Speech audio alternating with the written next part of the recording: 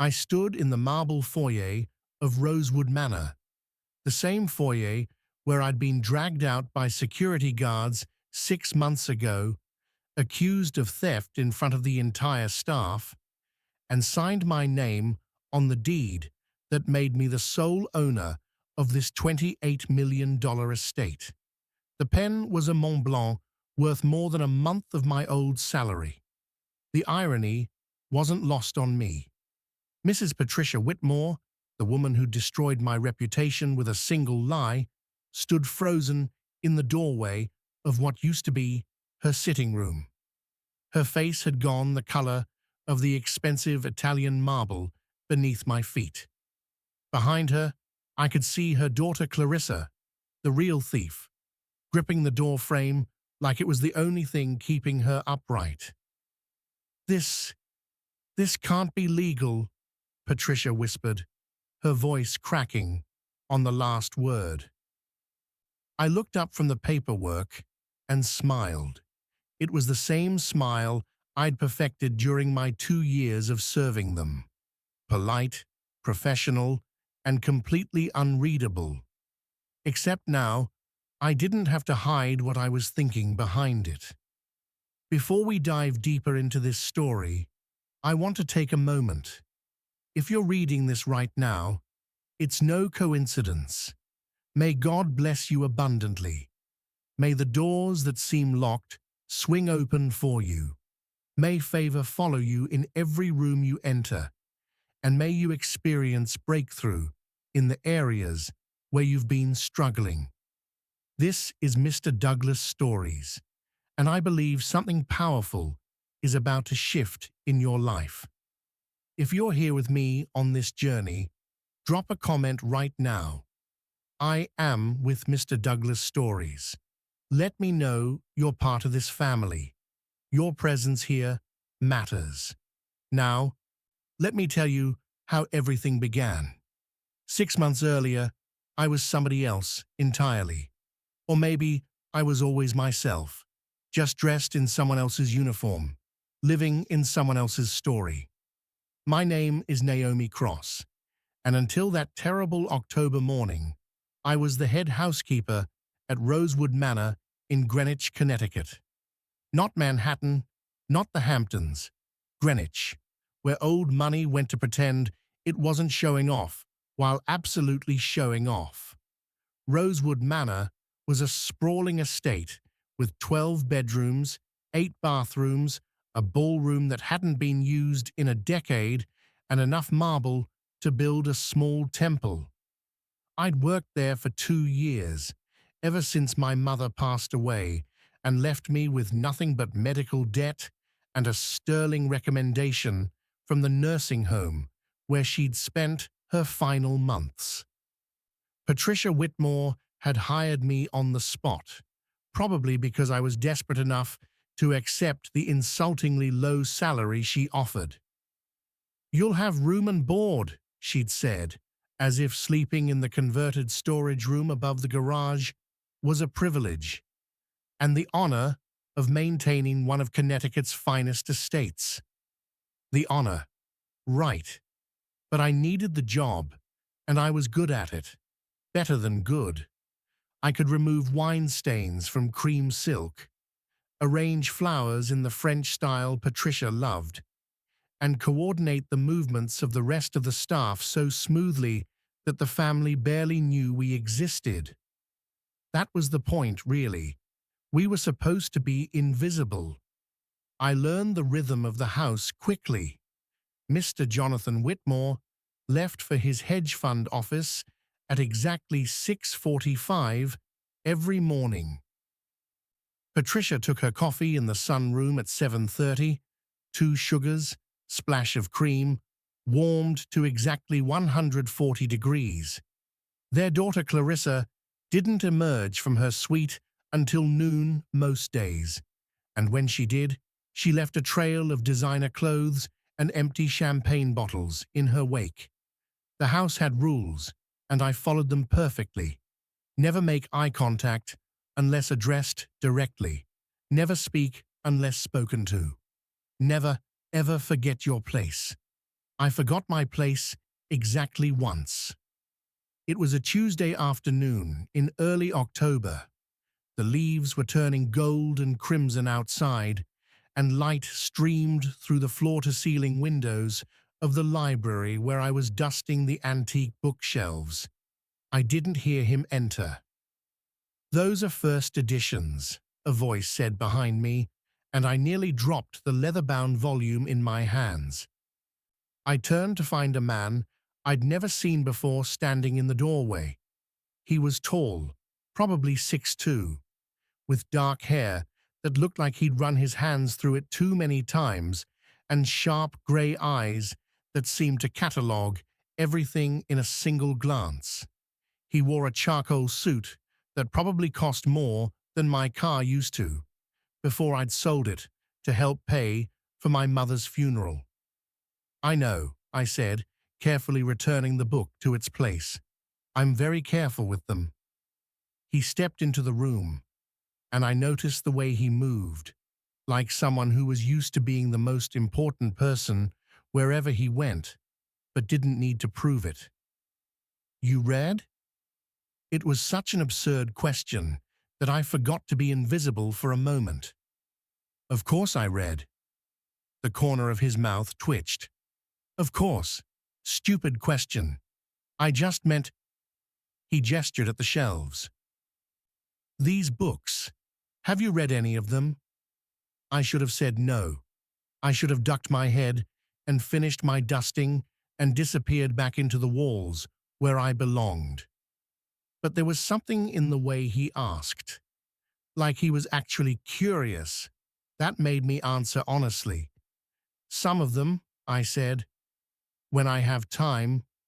Mrs. Whitmore doesn't mind, as long as I'm careful and put them back exactly where I found them." That wasn't entirely true. Patricia didn't know I read her books, but I did put them back exactly where I found them, and after 2 years, I knew this library better than she did. He walked closer, scanning the titles.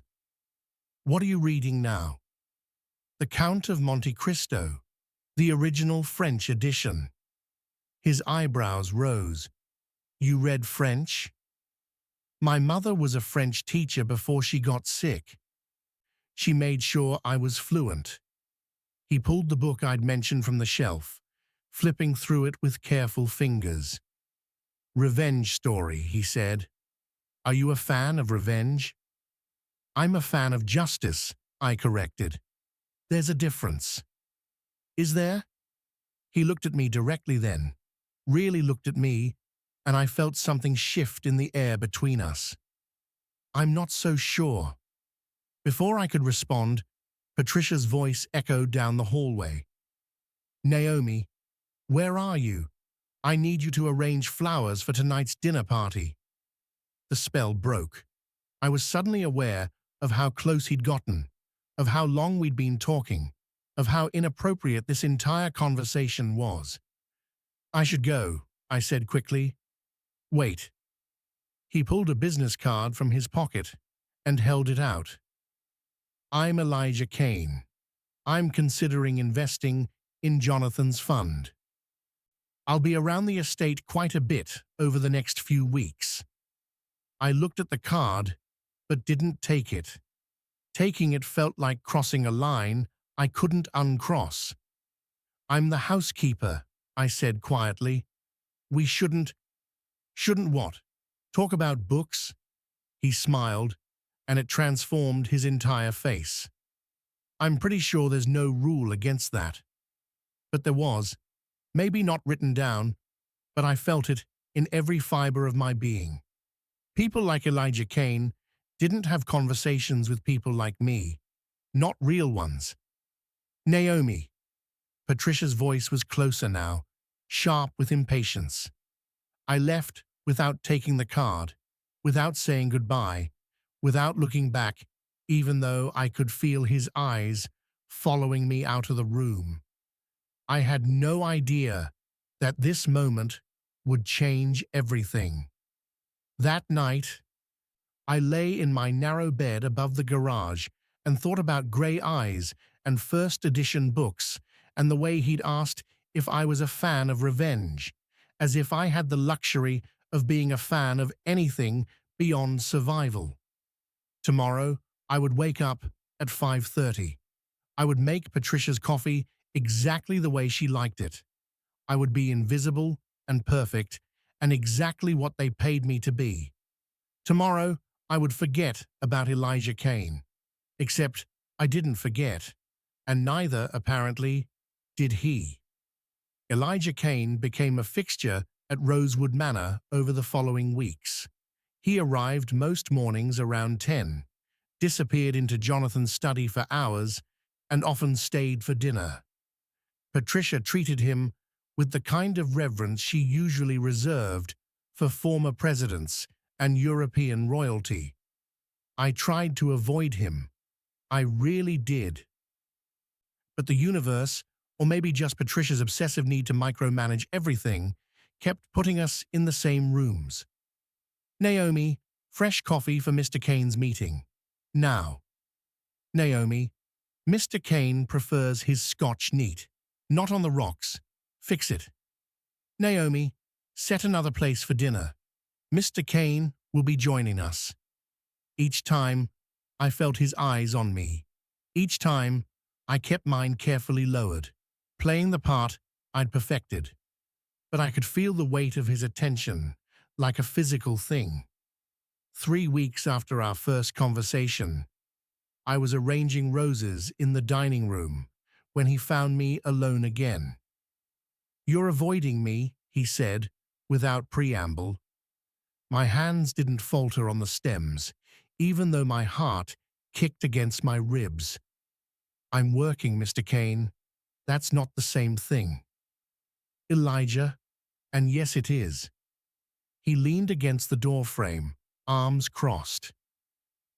"Did I offend you somehow? In the library? No? Then why?"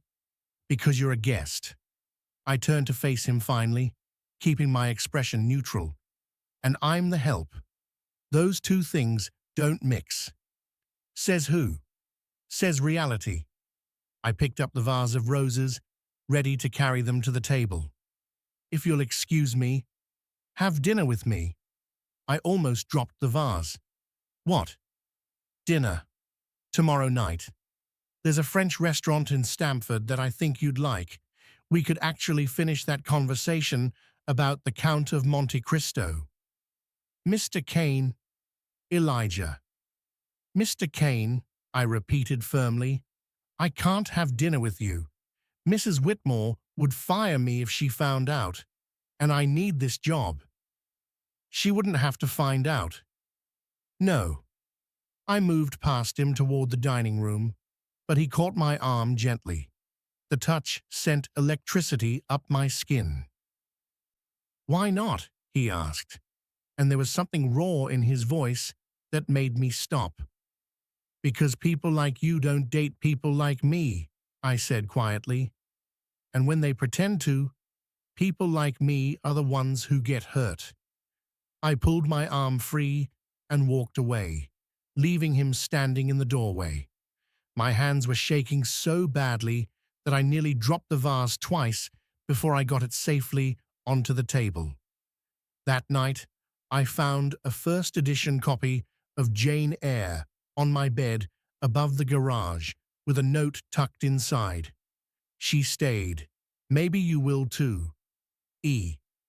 I should have returned it immediately. Instead, I stayed up until 3 in the morning, reading it cover to cover, running my fingers over the inscription he'd written inside the front cover. "For Naomi, who deserves better than being invisible."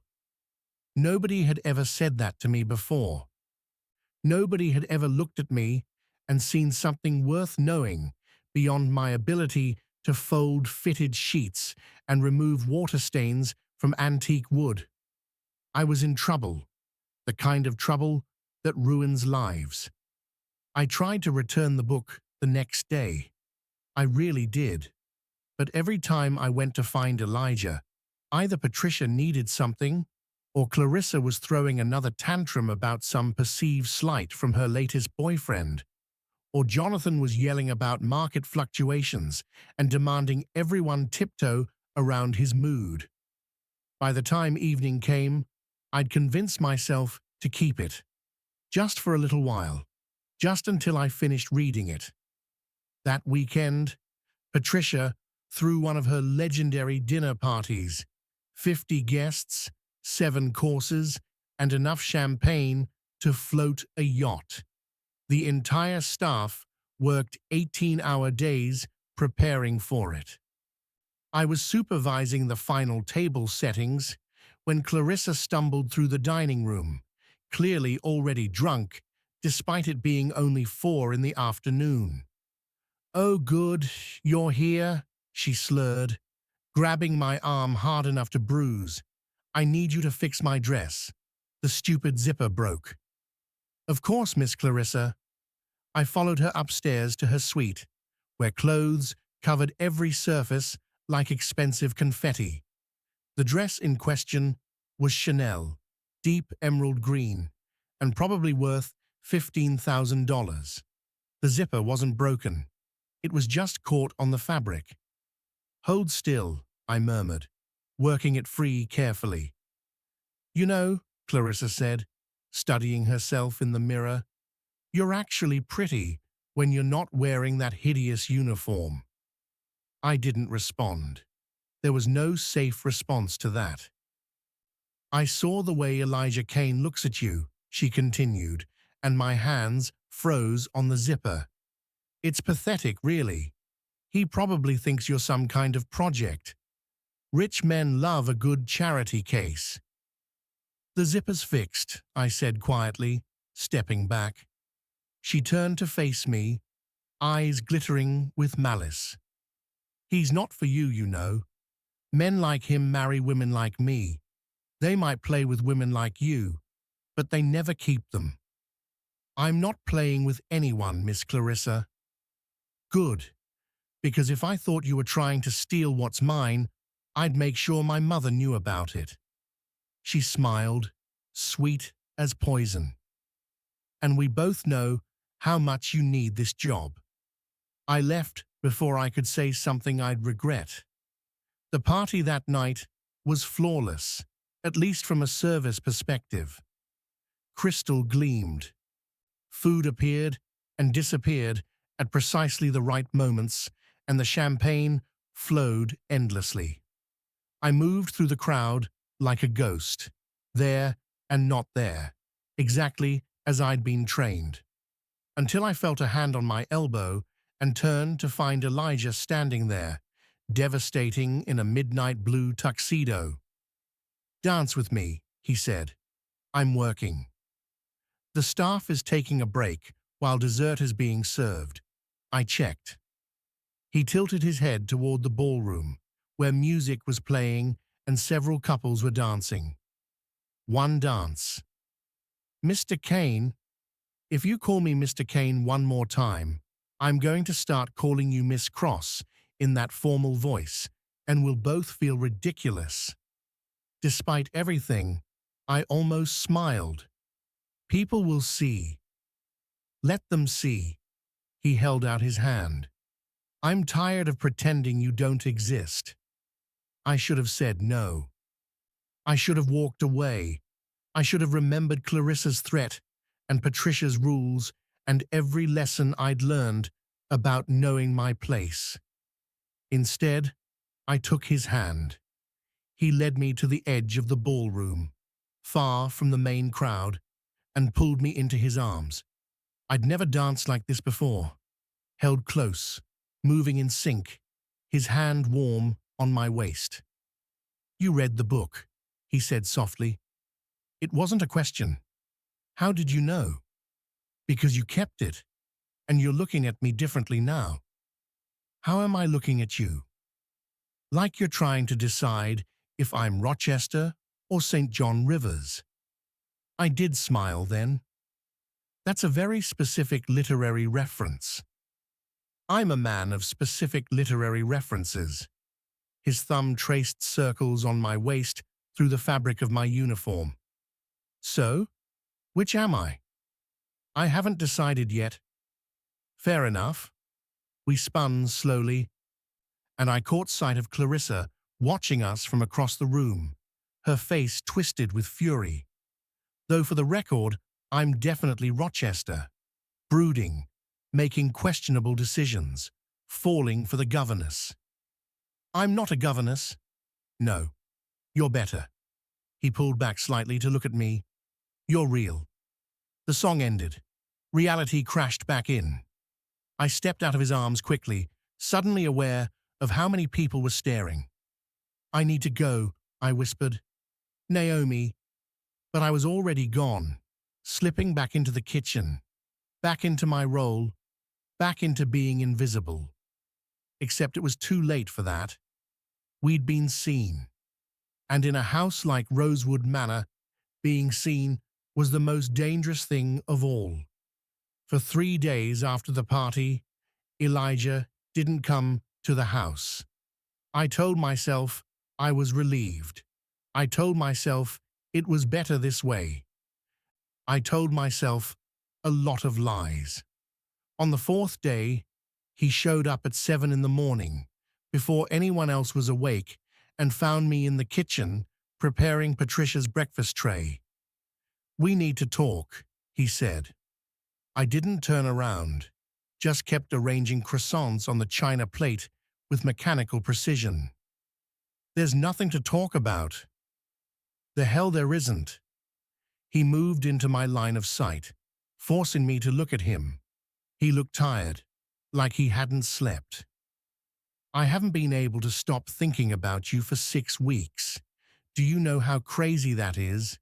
I've got a company to run, deals to close, and all I can think about is you in this house, being treated like you're invisible when you're the most real thing here. Stop, I said quietly. Please just stop. Why? Because this can't happen. The words burst out of me. Because I'll lose my job, and I have nothing else. No family, no savings, nowhere to go. This job is everything I have, and you're asking me to risk it for what? A few weeks of feeling special before you get bored and move on to someone more appropriate? You think I'd do that? I think you're rich enough that you don't have to think about consequences the way I do. I set down the coffee pot carefully. You can afford to be reckless. I can't. He was quiet for a long moment. What if I told you I'm falling in love with you? My heart stopped, started again, stuttered. Then I'd say you're being reckless. Probably. He ran a hand through his hair. But I've never been good at playing it safe. I have to be. I know. He pulled something from his pocket, a key. This is to my apartment in Greenwich. Not here, not in the city. Somewhere private, somewhere we can just be. No expectations, no pressure. Just if you want to talk, or read, or exist without having to be invisible. I stared at the key like it was a live grenade.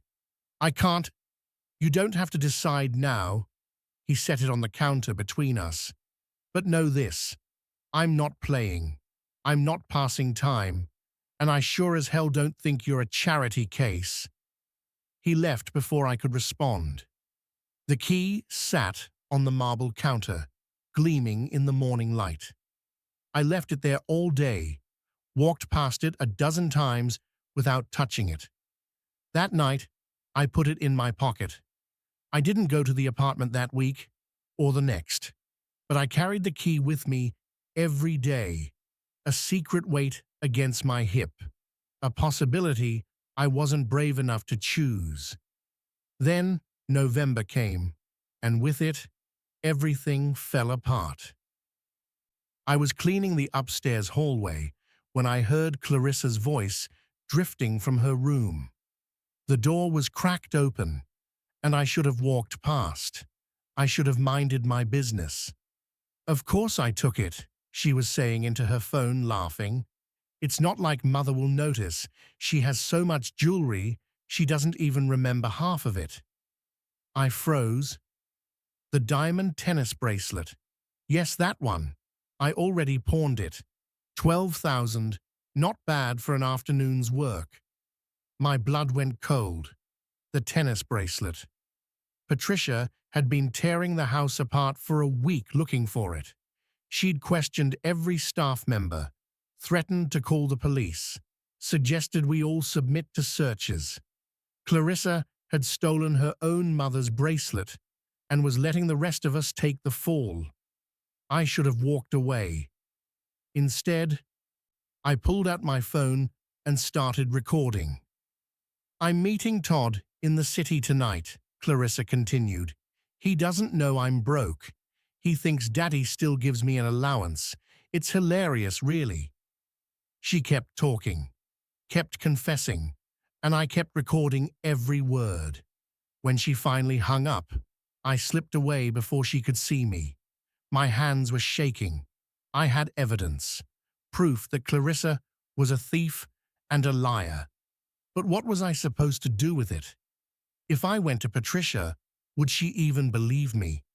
And if she did, would Clarissa make me pay for exposing her? I was still debating when I felt the phone in my pocket buzz. A text from an unknown number. I have reservations at that French restaurant tonight. 7 o'clock. The key will get you into my apartment afterward. We can just talk, I promise. Please come. E.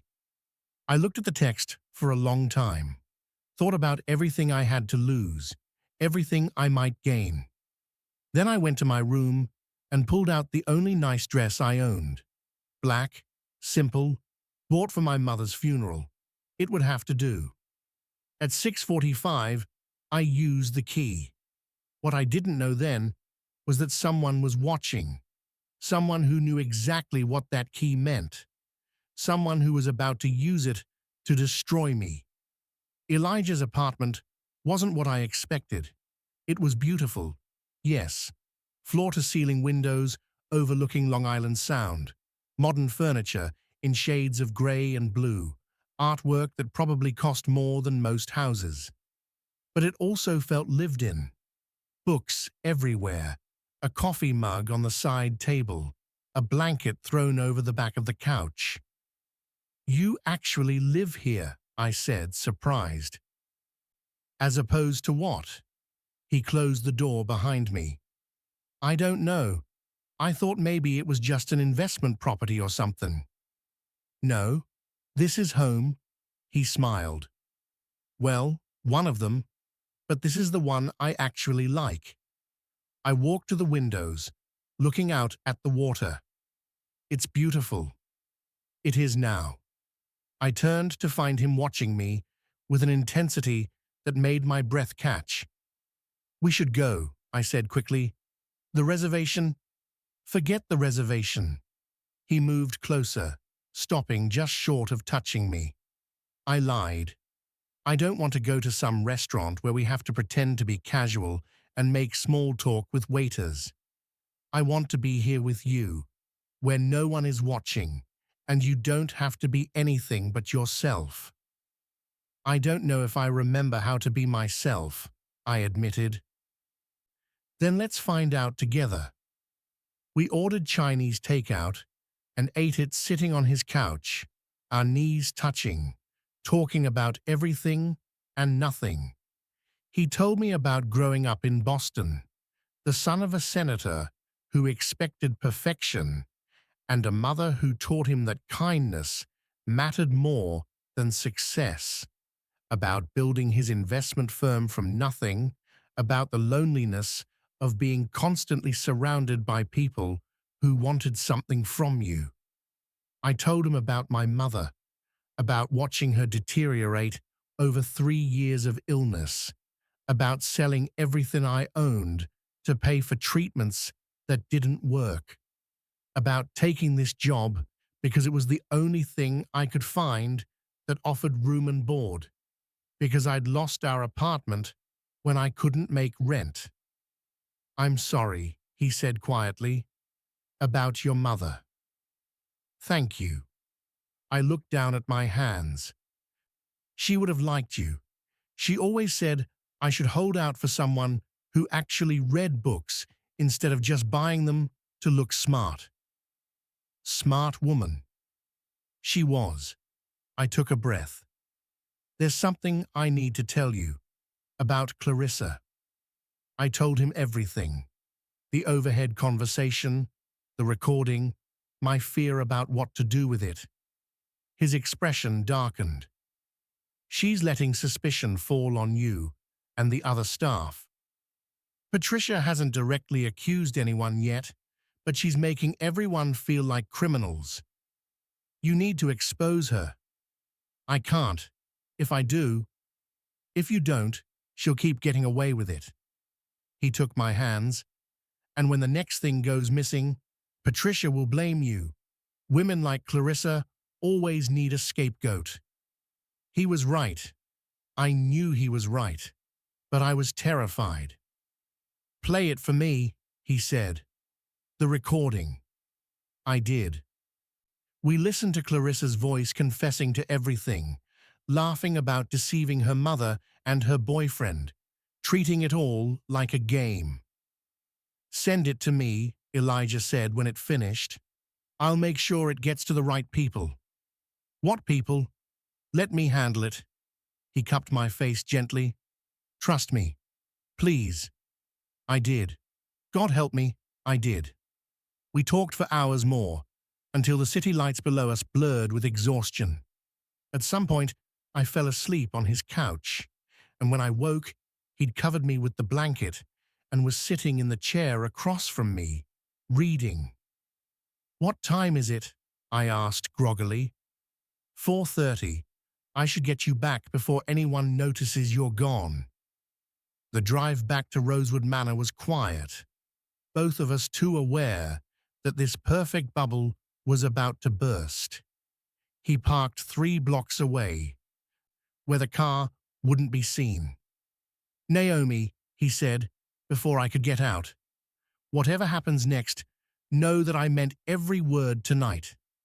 I kissed him then, quick and desperate and full of everything I couldn't say. Then I ran back to my room above the garage and tried to prepare myself for whatever was coming. I didn't have to wait long. The next morning, I was summoned to Patricia's study. She sat behind her antique desk, Clarissa standing beside her, both of them wearing identical expressions of cold fury. And there, on the desk between them, was a diamond tennis bracelet. My stomach dropped. Naomi, Patricia said, her voice like ice. Would you care to explain why we found this in your room? The world tilted, righted itself, tilted again. What? I breathed. My bracelet, Patricia continued, each word precisely enunciated. The one that's been missing for 2 weeks. We found it hidden in your dresser drawer. That's impossible. I would never. She probably pawned the real one and bought a fake to return, Clarissa interjected, her voice dripping with false sympathy. That's what thieves do, isn't it?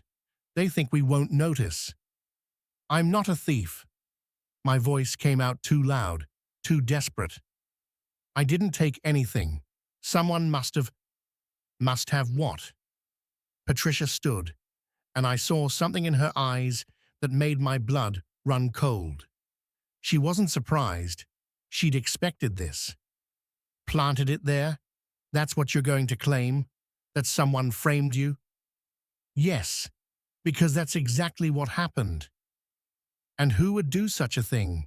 Clarissa asked, examining her nails with exaggerated boredom. Who would possibly want to frame you? She knew. They both knew. This was planned. I have proof, I said desperately. Proof that I didn't take it. Proof of who actually did. Proof? Patricia's eyebrows rose. By all means, show us this proof. I pulled out my phone with shaking hands, pulling up the recording. I heard Clarissa on the phone. She admitted, To what? A private conversation. Patricia's voice could have cut glass. That you illegally recorded without consent. Do you know what Connecticut law says about that, Naomi? My hands froze. I hadn't thought about that. Hadn't thought about anything except getting the truth. That's right, Clarissa said, smiling now. It's illegal to record someone without their permission in this state, which means your proof is inadmissible and you've just confessed to committing a crime. But she stole from you. I turned to Patricia, pleading. She pawned your bracelet. Call the pawn shops. Check her bank records. Enough. Patricia's voice cracked like a whip. I don't know what kind of game you're playing, but it ends now. You're fired, effective immediately. You have 1 hour to pack your things and leave the property. Mrs. Whitmore, please. And if you try to take this ridiculous recording to anyone else, we'll press charges for theft and illegal surveillance. She leaned forward, and I saw the truth clearly now. She'd always known Clarissa took the bracelet. She'd always known. But protecting her daughter was more important than truth. Do you understand me? I understood. I understood that rich people could break any rule they wanted because they could afford the lawyers to spin the story their way. I understood that no one would believe me over them.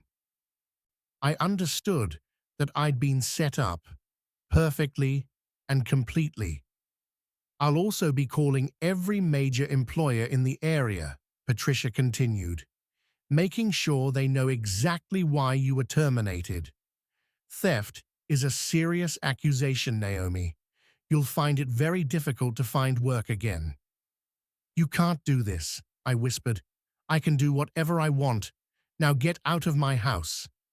I stumbled out of her study, my vision blurring with tears I refused to let fall. Not yet. Not where they could see. In my room, I threw my few possessions into a suitcase with trembling hands. Books, clothes, the photograph of my mother. Everything I owned fit into one bag. I'd lived here for 2 years, and I could pack my entire life in under 10 minutes. I was halfway down the stairs when I heard voices in the foyer below. Really necessary? It was Elijah's voice. I'm afraid so, Mr. Kane, Patricia was saying. We have security footage of her entering your apartment last night. Clearly, she was trying to seduce you for access to your wealth. We thought you should know the kind of person you were dealing with. My feet froze on the stairs. I gave her the key, Elijah said flatly. A pause. I'm sorry? The key to my apartment. I gave it to her because I wanted her there. Mr. Kane, I don't think you understand. No, Mrs. Whitmore, you don't understand. His voice was cold now, nothing like the warmth I'd heard last night. Naomi didn't seduce me. I pursued her. And now you're firing her because your daughter is jealous. How dare you? The recording she has. I've already sent copies to my lawyers. Along with the pawn shop receipts, I had them tracked down this morning. $12,000 deposited into Clarissa's account 2 weeks ago. The silence that followed was deafening. You had no right, Patricia started. Neither did you. But we all make choices. I heard him move toward the door. I won't be investing in your husband's fund, by the way. I don't do business with people who sacrifice others to protect their own. You'll regret this, Patricia hissed. No, I don't think I will. I wanted to run down the stairs. I wanted to thank him. I wanted to tell him that it didn't matter, that I was already ruined, that she'd destroyed my reputation beyond repair. But I couldn't move, couldn't breathe, could only stand there and listen as he left. When I finally made it outside, there was a car waiting. Not Elijah's usual black sedan, but a BMW with a driver I didn't recognize. "Miss Cross?" The driver opened the door. "Mr. Kane asked me to take you wherever you need to go." I gave him the address of the only person I had left, my old roommate from nursing school who'd moved to New Haven. Then I climbed into the back seat and finally let myself cry. My phone buzzed, a text from Elijah. "I'm so sorry. I should have acted faster, been smarter. This is my fault, but it's not over. Trust me. Please." I stared at the message for a long time. Then I turned off my phone and watched Greenwich disappear behind me. I had no idea that I would be back in exactly 6 months, or that when I returned, I wouldn't be the one begging. The next 3 months were the worst of my life. Worse than watching my mother die. Worse than being homeless. Because this time, I had no dignity left to cling to. Patricia had been thorough. Every housekeeping job I applied for, every hotel, every estate, they all had the same response after calling my references. "I'm sorry, but we've decided to go in another direction." I was living in my friend Rachel's spare room, working part-time at a grocery store for minimum wage and trying not to drown in the knowledge that my life had been destroyed by one lie. Elijah texted every day, called, sent flowers. I ignored all of it. "You need to talk to him," Rachel said one evening, finding me crying in the bathroom. "He didn't do this to you. He didn't stop it either. That's not fair. None of this is fair." She was quiet for a moment. "You know what your mother would say right now." I looked up at her, through tears. "What?" "She'd say stop being a victim and start being the woman she raised. She'd say this isn't the end of your story. She'd say rich people have been underestimating poor people forever, and it's always a mistake." Mom never said that. "No, but she thought it. I heard her say once that you had her fire and your father's brains, and anyone who didn't see it was a fool." Rachel sat beside me on the bathroom floor. "So stop crying and start fighting." "With what? I have nothing." "You have proof that Clarissa is a thief and a liar." "Inadmissible proof. In court, maybe, but not in the court of public opinion." She pulled out her phone. "And you have something else. Something Patricia doesn't know about." "What?" Rachel pulled up a website. A lawyer's office. "My cousin works in estate law. I asked him to do some digging into your family history, just because I was curious about your dad. You never talk about him." "Because he died when I was 3. I barely remember him." "Right. Henry Cross, killed in a car accident." She turned the phone toward me. "Except that's not the whole story. Your father was from old Greenwich money. Real old. His family owned half the estates in the area before they fell on hard times." I stared at the phone, at the family tree she was showing me. "Your grandmother, your father's mother, she disowned your dad when he married your mum because your mum was French and not suitable. But she never changed her will. And when she died 5 years ago, everything she owned went into a trust for her only living descendant." "That can't be me. I would have known. The lawyers couldn't find you. You'd moved 3 times after your mum got sick, and you were using your mum's maiden name on all your documents because it was easier at the hospital. They've been looking for Naomi Leclerc, not Naomi Cross." My grandmother. I had vague memories of her, a stern woman who'd sent birthday cards with no return address, always signed, Your Grand-Mère. The card stopped when I was 8. How much? I asked, my voice barely above a whisper. $42 million, plus the original family estate, which is currently being rented to… She paused dramatically. Patricia and Jonathan Whitmore. The world tilted again, but this time it tilted in my favor. Rosewood Manor, I breathed.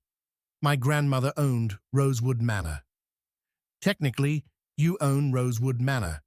You have since she died. The Whitmores have been renting from the trust, and their lease is up in 6 months. I looked at Rachel, at the phone, at the impossible truth staring me in the face. I need a lawyer, I said. You need a whole team of lawyers. Rachel grinned. And a stylist, and probably a therapist. But yes, start with lawyers. I picked up my phone, and for the first time in 3 months, I called Elijah back. He answered on the first ring. Naomi, I need your help, I said, and then I'm going to burn their world to the ground. Tell me what you need. I told him everything. About the trust, the estate, the truth about who I really was, and as I talked, I felt something shift inside me. The grief, the shame, the fear. It started to transform into something else. Anger, purpose, power. They thought I was nobody, I said softly. They treated me like garbage because they thought I had no value, no power, no family to protect me. And now, Elijah asked, now they're going to learn that you should never underestimate someone just because they're wearing a uniform instead of Dior. And if you're feeling this story right now, if your heart is already beating a little faster, wondering what happens next, do me a favor. Hit that subscribe button if you haven't already. Tap the like button to let me know you're here with me. And turn on notifications so you never miss when I drop a new story. Trust me, you're going to want to see what happens next. Because what she did next, no one saw coming. Not even me, when I first heard this story. Now, where were we? It took 6 weeks to sort out the legal details. 6 weeks of lawyers, documents, and DNA tests to prove I was who I said I was. 6 weeks of planning. Elijah was there for all of it. Not hovering, not trying to take control. Just there, supporting, believing in me. You know you don't have to do this alone, he said one evening as we reviewed paperwork in his apartment. Our apartment, he'd started calling it, though I still kept most of my things at Rachel's. I know, but you want to. I looked up at him. I need to. Not for revenge, for justice, he finished, remembering our conversation from months ago. I know. The lawyers worked miracles. They found evidence of every payment the Whitmores had missed on their lease, every clause they'd violated. More importantly, they found something else. Jonathan's hedge fund was failing. Badly. He'd been covering losses with borrowed money, creating an elaborate shell game that was about to collapse. The only thing keeping him afloat was a major investment he'd been courting for months. An investment from Elijah Kane's firm. Pull it, I told Elijah. If I do, his fund collapses. People lose jobs. Investors lose money. I know, I met his eyes. But if you don't, he uses that money to dig himself deeper, and even more people get hurt. You've seen his books. This isn't about one bad quarter. It's about a pattern of recklessness and fraud. He studied me for a long moment. You're sure? I'm sure. The announcement came 2 weeks before my scheduled return to Rosewood Manor. Elijah Kane's firm, was withdrawing its investment from Whitmore Capital Management, citing irreconcilable differences in management philosophy. The financial press had a field day. Investors panicked. Within days, Jonathan's fund was hemorrhaging clients and bleeding money. And through it all, I stayed silent, invisible, waiting for the perfect moment to strike. That moment came on a cold December morning, exactly 6 months after I'd been thrown out. I pulled up to Rosewood Manor in a black Mercedes, wearing a Tom Ford suit that cost more than I used to make in 3 months. My hair was styled by the same person who did shoots for Vogue. My nails were perfect. My face was calm. I looked like I belonged, because I did. The lawyers had sent notice that the new owner of the estate would be arriving to discuss the lease renewal. Patricia had no idea who was coming. She just knew her entire world depended on convincing this person to let them stay. I walked through the front door like I owned it, because I did. Patricia was waiting in the foyer, Jonathan beside her. Clarissa stood near the stairs, her face tight with stress. Behind them, I could see the staff, the same people who'd worked alongside me, who'd watched me be destroyed and done nothing. "Mrs. Whitmore," I said, my voice steady. "Mr. Whitmore, thank you for seeing me." Patricia frowned, clearly not recognizing me. Then her eyes went wide. "That's right," I said softly. "It's me." The color drained from Patricia's face. Jonathan looked confused, clearly not placing me.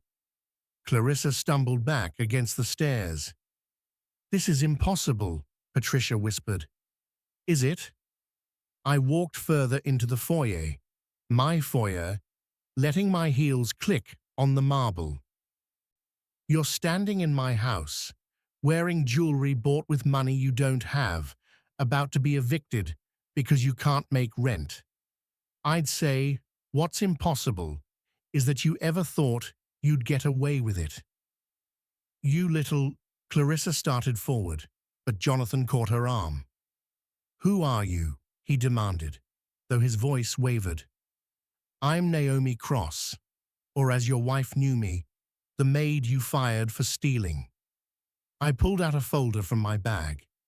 "I'm also the legal owner of this estate, the heir to the Cross fortune, and the person who currently holds your future in her hands." I handed the folder to Patricia. She opened it with shaking hands, scanning the documents inside. The proof of ownership, the lease violations, the evidence of their missed payments. "We can explain," Jonathan started. "Can you?" I turned to him. "Can you explain how you've been running a fraudulent fund, how you've been using client money to cover your personal expenses, how you've been lying to investors for 3 years?" His face went grey. "That's not— we haven't—" "I have all the evidence, Mr. Whitmore. Every document, every falsified report, every payment you redirected." I let that sink in. "The SEC is very interested in speaking with you." The satisfaction I thought I'd feel wasn't there. Instead, I just felt tired and sure that this needed to end. "But here's the thing," I continued. "I didn't come here for revenge. I came for justice, and there's a difference." Patricia looked up from the papers, her eyes glistening. For the first time since I'd known her, she looked human, afraid, small. "What do you want?" she asked hoarsely. "First, the truth, publicly. A full admission that I never stole anything, that you knew Clarissa took the bracelet, that you destroyed my reputation to protect her." "Fine," Patricia said immediately. "Mother!" Clarissa shrieked. "Shut up, Clarissa," Patricia snapped, more force in her voice than I'd ever heard. For once in your life, shut up. I turned to Jonathan. Second, you turn yourself in to the SEC. Full cooperation. You accept whatever consequences come from your fraud. That's ridiculous. Or I release everything to the press, and every investor you've stolen from sues you into oblivion. I smiled, but it wasn't kind. Your choice. He looked at Patricia, at Clarissa, at the life they'd built on lies and borrowed money. Then he nodded once, defeated. And third, I said, addressing all of them now, you have 72 hours to vacate this property. You can take your personal belongings. Everything else stays. The art, the furniture, the cars, it all belongs to the estate now. Where are we supposed to go? Clarissa's voice was shrill with panic. I don't know. Find a job, rent an apartment, do what normal people do when they can't afford a $28 million estate. I looked at her directly. Do what I did when you destroyed my life. We'll be ruined, Patricia whispered. Yes, I agreed. You will be, just like you tried to ruin me. I turned to leave, then paused. Oh, and one more thing. The staff, every single person you employed here, gets 6 months severance and glowing references. They didn't do anything wrong. They were just trying to survive, like I was. That's generous, Patricia said bitterly. No, that's decent. You should try it sometime. I walked out of Rosewood Manor, climbed back into the Mercedes, and let myself breathe for the first time in 6 months. My phone rang. Elijah. How did it go? He asked. It's done. Are you okay? I will be. I looked back at the house, my house, and felt something settle in my chest. Can you meet me somewhere? Anywhere. The library, I said, where this all started. 2 days later, Patricia's public statement went live. It was featured in the Greenwich Daily Voice, picked up by the Hartford Courant, and shared across social media. I am making this statement to correct a grave injustice. 6 months ago, I wrongfully accused my former employee, Naomi Cross, of theft. This accusation was false. Miss Cross never stole anything from my family.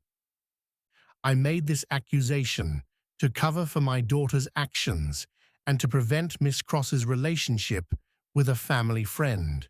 I destroyed Miss Cross's reputation and livelihood based on a lie, and for that, I am profoundly sorry. I hope she can forgive me, though I know I don't deserve it. My phone exploded with messages, former employers apologizing, offering jobs, friends I hadn't heard from in months reaching out, strangers on social media calling me brave, saying I inspired them.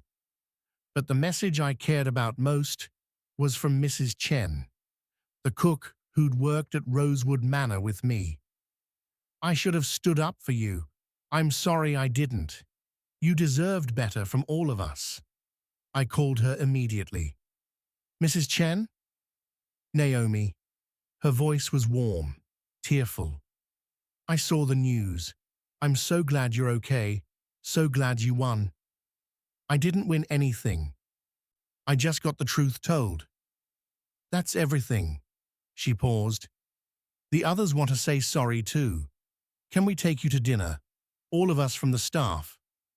2 nights later, I met them at a restaurant in Stamford. Mrs. Chen, James the groundskeeper, Maria and Sophia, who'd cleaned the bedrooms, even Thomas, who'd driven the Whitmores around. We ate and laughed and cried a little, and I felt something I hadn't felt in months. Connected, like I belonged somewhere. So what happens now? Maria asked. Do you move into the manor? I haven't decided yet, I admitted. It's a lot of house for one person. Maybe not for long, Mrs. Chen said, with a knowing smile. I heard Mr. Kane is here tonight. And he was, sitting at a table across the restaurant, pretending to read the menu, but watching me with those grey eyes I'd fallen in love with months ago. Go on, Mrs. Chen urged. We'll be fine. I crossed the restaurant and slid into the seat across from him. You're stalking me, I said. I'm having dinner at a public restaurant that you happen to be in, that I may have heard you'd be in because Rachel can't keep a secret to save her life. Smooth. I'm an investor. I do my research. He set down the menu. How are you really? Honestly, I don't know. I played with my napkin. I thought winning would feel different, better. Does it feel wrong? No, just empty. Like I spent 6 months building up to this moment, and now it's done, and I don't know what comes next. What do you want to come next? I looked at him, really looked at him, at the man who'd believed in me when I didn't believe in myself, who'd given me a key and a choice, and his heart. I want to renovate Rosewood Manor, I said. Turn it into something good. Maybe a foundation for people who've lost parents. A place where they can stay while they get back on their feet. That's a beautiful idea. I want to finish my degree. My mother always wanted me to. I have the money now. What would you study? Literature. Maybe teach someday. I smiled. And I want to fill that giant library with more books, first editions if possible. I might know a dealer who can help with that. Do you? I do. He reached across the table and took my hand. What else do you want? I want you, I said simply. If you still want me. Naomi. He said my name like a prayer. I have wanted you every single day since you walked into that library. When you were in a uniform, when you were in that black dress, when you were crying in my apartment, when you were standing in front of the Whitmores yesterday, looking like you owned the world, because you did. I have wanted you through everything, and I will want you for everything that comes next. That's very romantic. I'm a romantic guy. You should know that about me before you commit to anything. Before I commit? I raised an eyebrow. Well, I'm going to ask you to marry me eventually. Might as well lay out all my flaws first. My heart stumbled. You're going to ask me to marry you. Eventually, when you're ready. When we've dated properly and you've had time to figure out who you are outside of survival mode, and I've proven that I'm not going anywhere. He squeezed my hand. But yes, I'm going to marry you, Naomi Cross. I decided that the first time you argued with me about literature. I laughed, tears spilling over. You're ridiculous. I'm in love, same thing. I love you too, I said, just so we're clear. Crystal clear. We sat there in the restaurant, holding hands across the table, and I felt something I hadn't felt since before my mother got sick. Hope. Pure, uncomplicated hope. The formal proceedings happened a week later in a Hartford courthouse. Jonathan Whitmore pleaded guilty to securities fraud. He was sentenced to 4 years in federal prison and ordered to pay restitution to his investors, an amount that would bankrupt him 3 times over. Clarissa faced charges for the theft of her mother's jewelry. She took a plea deal, community service, probation, and court-ordered therapy. Patricia lost everything. The house, the cars, the jewelry, the lifestyle. She moved into a modest apartment in Bridgeport and took a job teaching etiquette classes at a community college. It should have felt like victory, and in some ways, it did. But mostly, It just felt like the end of a very long, very painful chapter. I didn't attend the sentencing. I didn't need to see their faces or hear their apologies again. That part of my story was over. Instead, I spent the day at Rosewood Manor with an architect planning the renovations that would transform it from a symbol of old money and cruelty into something that could actually help people. We'll need to convert the West Wing into bedroom suites, the architect was saying, pointing to the blueprints. Each one with private bathrooms, study spaces. And a library, I added. A real one. Where anyone can come and read and be quiet and feel safe. Perfect, she made notes. What about the ballroom? Community space, for events, classes, gatherings. I wanted to feel alive. We worked for hours until the winter sun started to set over the sound. When the architect left, I walked through the empty house alone, seeing it differently now. This was where I'd been invisible, where I'd been hurt, where I'd learned that cruelty often wore expensive clothes and lived in beautiful houses. But it was also where I'd met Elijah, where I'd learned to stop hiding, where I'd discovered that I was worth more than the work I did or the family I came from.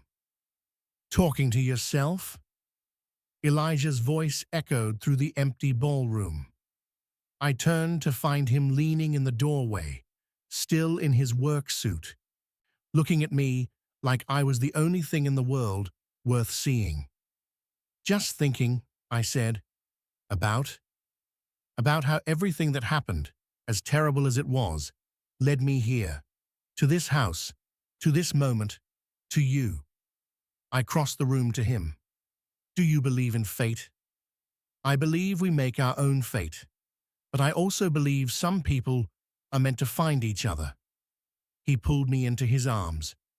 We were meant to find each other. In a library. Over books about revenge and justice. Perfect metaphor for us, isn't it? He kissed my forehead.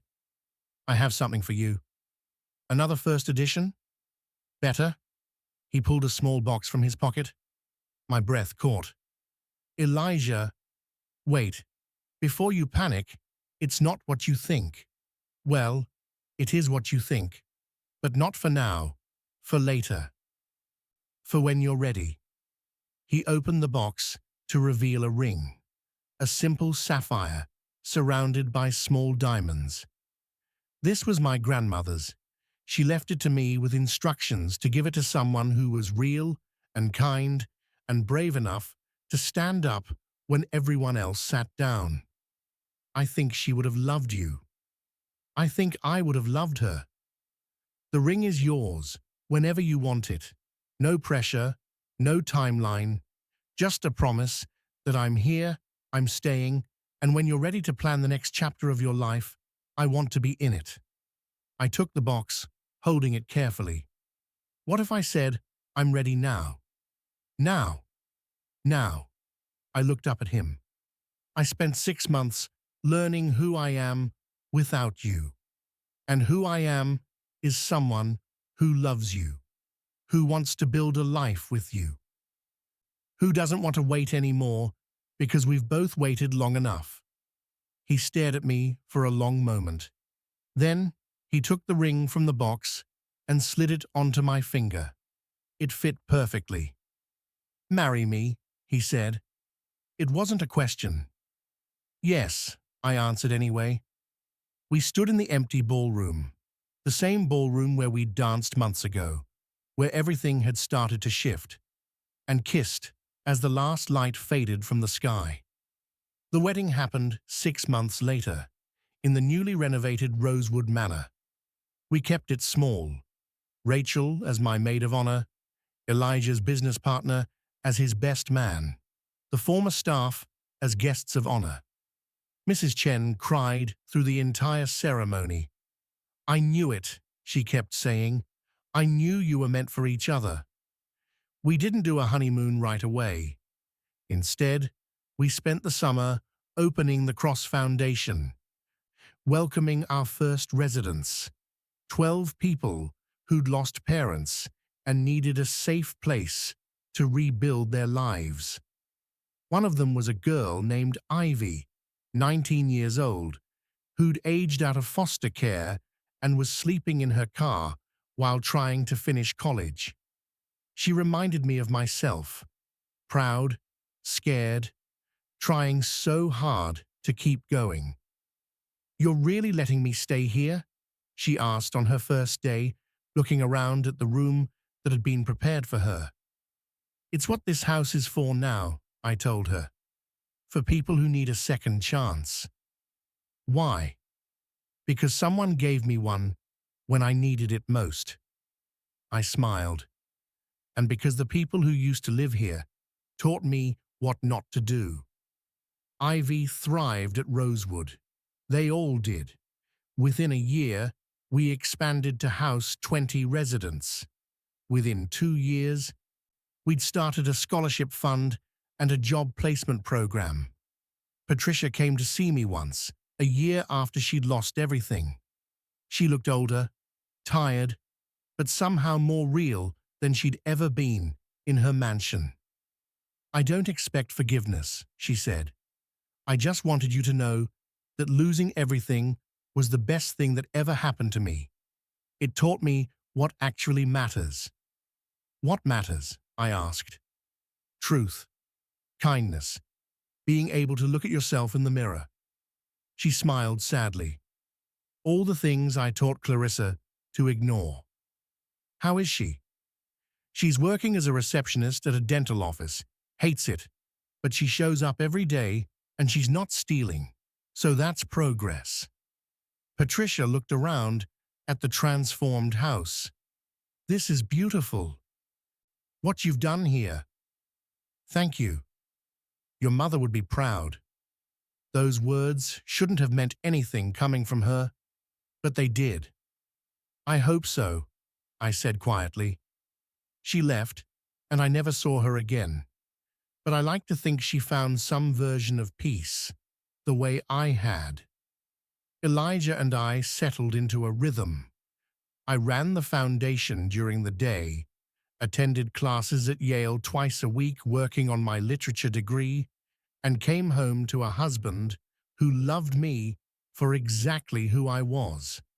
We had dinner parties in the ballroom with our residents, taught literature classes in the library, and hosted fundraisers that brought in enough money to expand the foundation to 3 more houses across Connecticut. On our second anniversary, Elijah came home with a nervous smile and a box. "Another first edition," I guessed. "Better." He handed me the box. Inside was a pair of tiny shoes. I looked up at him, eyes wide.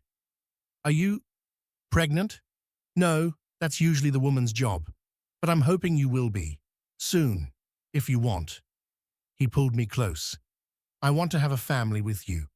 Fill this house with kids who grow up knowing they're loved, knowing they matter, knowing that where they come from doesn't define where they're going." I kissed him. "Let's fill this house with kids." And we did. 3 of them over the next 5 years. 2 girls and a boy, named after my mother, his grandmother, and my father. They grew up in Rosewood Manor, surrounded by people who'd rebuilt their lives, learning that wealth isn't measured in dollars, but in kindness and courage, and the willingness to stand up when everyone else sits down. Sometimes, late at night, when everyone else was asleep, I'd walk through the halls of Rosewood Manor and remember the girl I used to be, the one who dusted bookshelves and made coffee and tried so hard to be invisible. I'd remember Patricia's cold voice, Clarissa's cruelty, the feeling of being dragged out by security with everyone watching. And then I'd look at what this house had become, at the people we'd helped, at the family we'd built, at the love that had grown from ashes and heartbreak and refused to give up. Justice isn't always clean, I'd learned, but it's always worth fighting for. I stood in the foyer one December evening, 3 years after buying the house, and pulled out my phone. The recording of Clarissa's confession that had started everything was still there, stored in my cloud, waiting. I deleted it. I didn't need it anymore. Didn't need the proof or the vindication or the reminder of what they'd done. I had everything I needed right here, in this house, in this life, in the family I'd chosen and the one that had chosen me back. Naomi, Elijah's voice called from upstairs.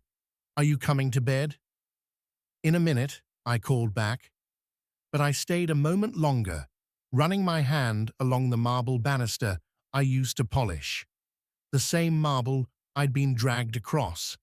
The same house where I'd been nothing. Except I'd never been nothing. I'd just been unseen. And now I was seen. By the people who mattered. By the family I'd built. By the man who'd loved me when I was wearing a uniform and loves me even more now. I climbed the stairs to our bedroom, leaving the ghosts of Rosewood Manor behind. They didn't have power here anymore. This was our house now, our story. And it was just beginning. 5 years after I bought Rosewood Manor, I received a letter. It was from a lawyer in Paris, informing me that my French grandmother, my mother's mother, who I'd never met, had passed away and left me a small chateau in Provence. Another estate? Elijah asked, reading over my shoulder. Apparently my mother came from money too. She just never talked about it. I shook my head, amazed. Who knew I had 2 wealthy grandmothers who disowned their children for love? So what do you want to do with it? I thought about it for a moment. About my mother, who'd chosen love over money and never regretted it. About everything I'd learned about what really matters. Open another foundation, I said, in France this time, for young women who need a second chance. Of course you do. He kissed my temple. You know most people would just sell it and take the money. I'm not most people. No, he smiled. You're definitely not. We flew to Provence that summer with our kids, walked through the chateau that would become the Cross Foundation's European headquarters, and stood in the garden as the sun set over lavender fields. Your mother would be proud, Elijah said quietly. She'd probably be horrified that I'm rich, I corrected. She spent her whole life running from money. But she'd be proud of what you're doing with it. He was right. She would be. That night, I wrote in the journal I'd been keeping since the day I bought Rosewood Manor.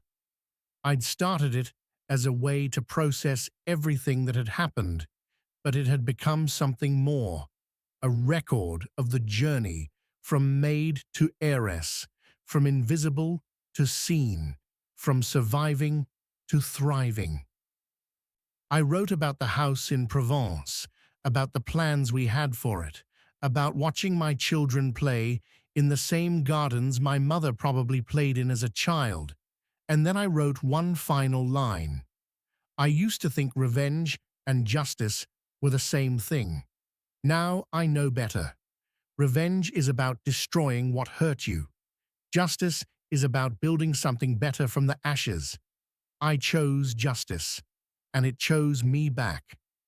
I closed the journal and looked out at the lavender fields turning purple in the twilight. Somewhere in Connecticut, in a mansion that used to represent everything I couldn't have, families were having dinner together, building new lives, learning that they deserved second chances. Somewhere in a federal prison, Jonathan Whitmore was probably thinking about the choices that led him there. Somewhere in Bridgeport, Patricia Whitmore was maybe teaching someone about the etiquette of kindness she'd never practiced herself. And here, in Provence, I was exactly where I was meant to be. The maid they fired for stealing just bought their entire estate, but more importantly, she turned it into something that mattered, something that helped people, something that proved that the best revenge isn't revenge at all. It's living well, loving deeply, and never ever forgetting where you came from or who you were when the world tried to make you invisible. Because you were never invisible. You were just waiting for the right moment to be seen. If this story resonated with you, if you've ever felt underestimated or invisible, or like you were less than you actually are, I want you to know something. Your story isn't over yet. The people who counted you out don't get to write your ending. You do. Thank you for being part of the Mr. Douglas Stories family. Until the next story, remember, you are seen, you matter, and your greatest chapter might be the one you're writing right now.